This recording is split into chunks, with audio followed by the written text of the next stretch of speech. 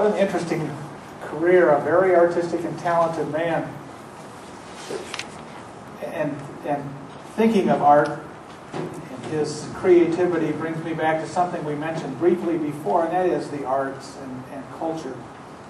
100 years ago, Princetonians, well, we didn't have the television, I guess. Something that you seem to enjoy and sit and watch it passively, but we didn't have that then. We didn't have the television. We entertained each other. We read, we had music, we had theater. Ballroom dancing. Ballroom dancing was very big 100 years ago. You have something on the television now, something that you watch, but we didn't watch dancing back then. We participated in it. Many of the fancier restaurants in Chicago had an area, a ballroom area set aside for dancing, and even private homes. Some in Princeton had areas set aside for dancing, typically on the third floor. My wife, Helen, was a very talented vocalist. She loved music, she loved theater, and she and I would travel often on the train to Chicago to take in musical events and theatrical presentations. Helen and I and our boys, our sons, all sang in the Presbyterian church choir. And another woman who sang also at the Presbyterian church is with us today. Someone who some of you may remember. A talented vocalist and a vocal and music instructor in Princeton, Miss Ozella Seward. She loved to sing. She had a beautiful voice, and she loved to teach young people how to sing better. She, in fact, left in her will a bequest to the high school, to Princeton High School. Every year, they award a monetary gift to the most promising vocalist in their choir. And it is a privilege and a pleasure that I have today to present to you Miss Ozella Seward, who is here to sing for us a Stephen Foster song, Some Folk. Mrs. Seward.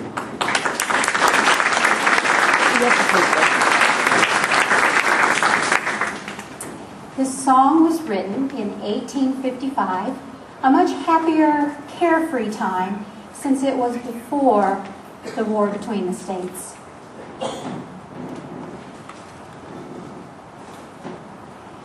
Some folks like to sigh, some folks do, some folks do, some folks long to die.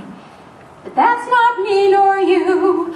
Long live the merry, merry heart that laughs by night and day, like the queen of mirth, no matter what some folks say.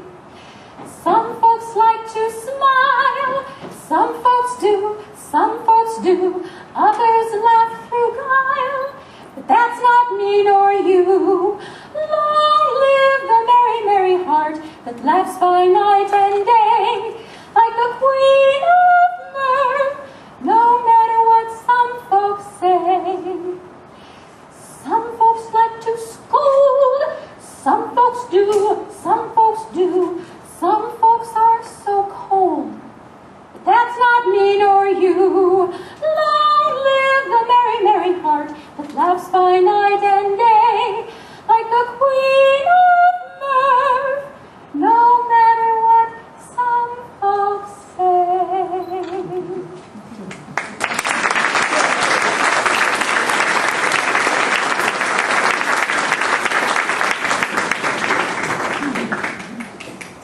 Thank you, Ms. Stewart. That was very beautiful. We appreciate you taking the time to be with us here today. Let me finish my story. As a small-town lawyer, I handled all types of cases, both business types and in the courtroom. I handled civil cases and criminal cases, defended murderers, and worked in state courts and in federal courts. In 1930, I was elected to the position of county judge and served as a county judge from 1930 through 1934. In 1938, there was a vacancy on the circuit court in Bureau County, and the governor appointed me to the position of circuit judge, and I served in that capacity for 2 years. In addition to my practice, though, of law, I was also active in other matters in the area. I served as secretary and in other offices, but I served as secretary of the Bureau County Democratic Party for 14 years. Following the Cherry Mine disaster in 1909, I was appointed by the governor to the Illinois Mine Commission. There was, at that time, no more dangerous occupation in this country than that of mining. It was our charge, that is our committee's charge, to investigate mining mishaps and mining disasters in Illinois, and also to recommend, if we found a recommendation, how to make mining safer. I'm proud to have been a member of that commission. I believe we did find and make recommendations to the governor and to the state legislature that improved the mining industry in Illinois.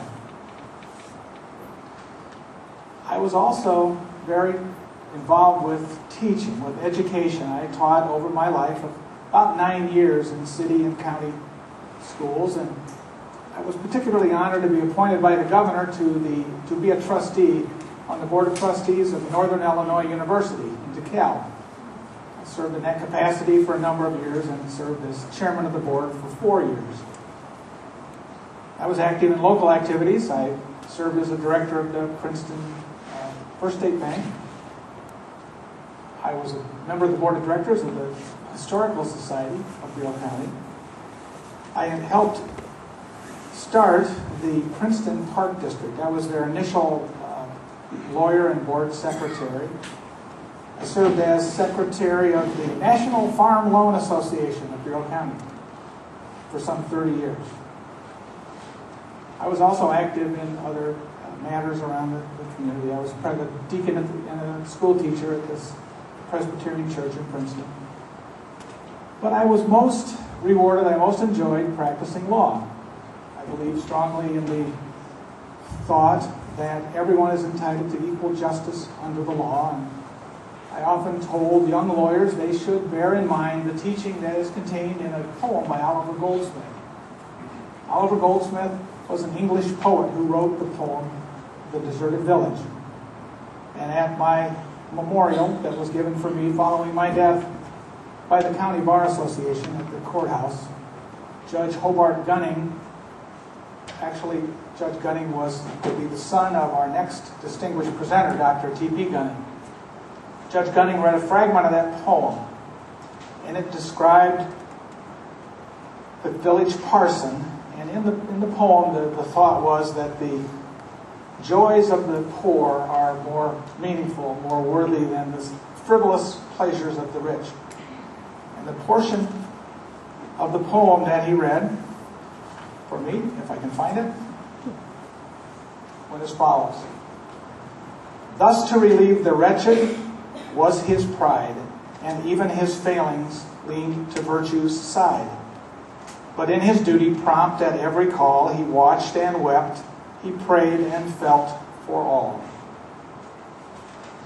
My friend, attorney Cornelius Hollerick from Spring Valley, had this to say for me at my memorial service.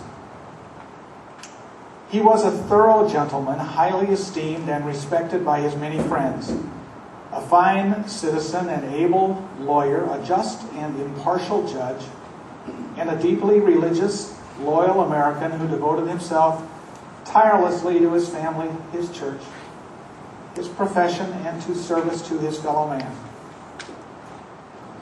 I died on September 5th, 1952, was buried in Oakland Cemetery next to my wife, Helen, who had died in 1942.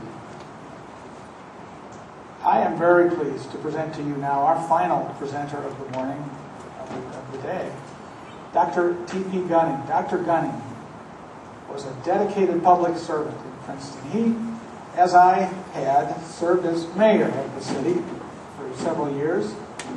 But not only did he serve the city of Princeton, but he served the citizens of the state of Illinois. Dr. Gunning is a very interesting man. I think you will find his comments very interesting. And I want to invite you now to introduce to you Dr. T.P. Gunning. Tom.